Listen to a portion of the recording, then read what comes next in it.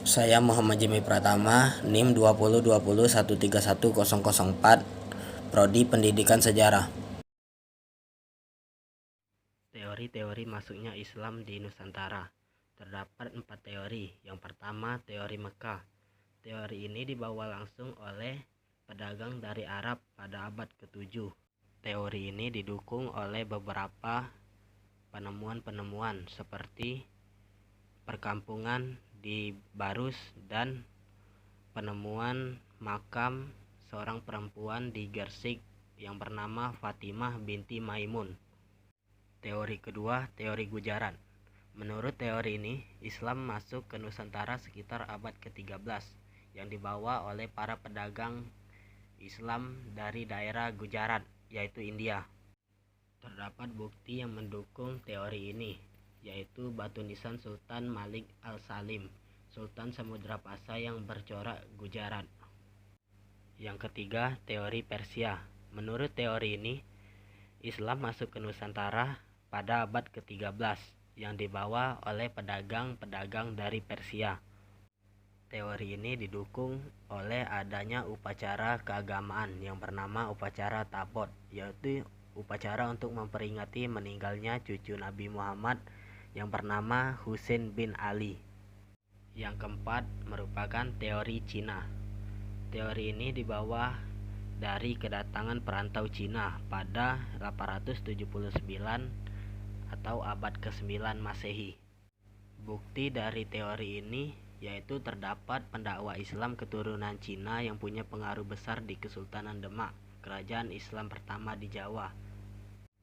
Proses Islamisasi di Indonesia melalui 5 saluran, yaitu pertama, perdagangan. Para pedagang menjadikan faktor ekonomi sebagai pendorong utama untuk menyebarkan agama Islam. Yang kedua, perdagangan. Terjadi antara pedagang dengan wanita pribumi. Melalui perkawinan inilah terlahirlah seorang muslim. Contohnya perkawinan Raja Brawijaya dengan Putri Campa yang melahirkan Raden Patah. 3. Pendidikan. Islamisasi juga dilakukan melalui pendidikan. Ini tidak dapat dilepaskan dari peran para pengembara suci dan tokoh agama.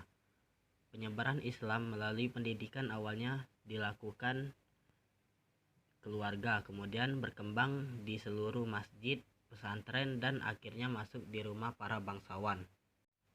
4. Tasawuf. Tasawuf merupakan ilmu ketuhanan yang berfokus pada pembersihan diri. Para ahli tasawuf juga memiliki ilmu penyembuhan penyakit dan pengetahuan soal magis.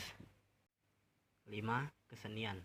Kesenian juga menjadi media datangnya Islam. Para penyebar agama Islam tidak mengubah kebudayaan yang berlaku, namun memanfaatkan kebudayaan tersebut sebagai sarana untuk menyebarkan agama Islam. Bagaimana masyarakat Nusantara bisa menerima ajaran Islam? Pertama, syarat masuknya Islam itu mudah. Agama Islam mudah diterima oleh masyarakat, sebab untuk menjadi umat Islam caranya sangat mudah, tidak memerlukan upacara-upacara yang memerlukan biaya yang besar. Syaratnya hanyalah dengan mengucap kalimat syahadat. Yang kedua, penyebaran Islam dilakukan secara damai.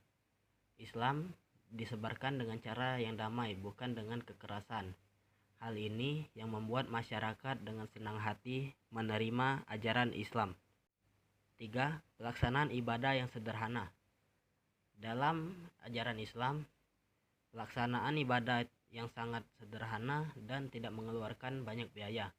Dengan demikian, sebagian orang tidak merasa terbebani dalam menjalankan ibadah.